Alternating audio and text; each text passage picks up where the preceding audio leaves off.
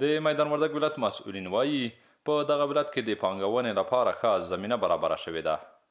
د پانګوالو او سوداګرو غوښتنو او ستونزو ته پر وخت رسیدنه کیږي او له دوی غوښتنه کوي چې په یاد ولایت کې پانګونه وکړي.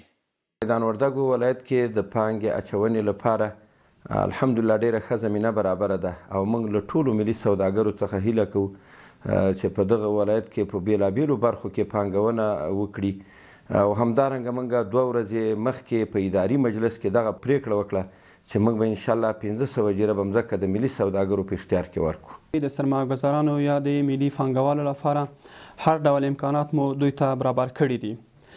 د دوی ستونزو ته مو په وخت رسیدنه کړې ده او د دوی ستونزو او مشکلات مو وخت پر وخت د ولایت مقام او د وزارت قدرمن مقام سره شریک کړي دي او هغو ته هم یوه د حل لار رایستلې ده.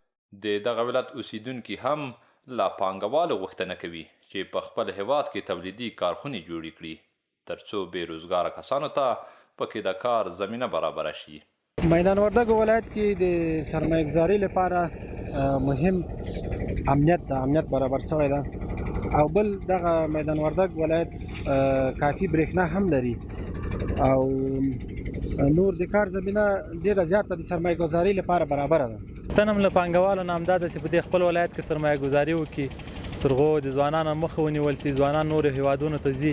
د ویلو ده چې د تېرې میاشتې په لړ کې میدان وردګ ولایت کې د پلاستیک تولید او پاپړو 2 کارخونو په فعالیت پیل کړی چې په مستقیم او غیر مستقیم ډول لسګونه کسانو ته پکې د کار زمینه برابره شوې ده.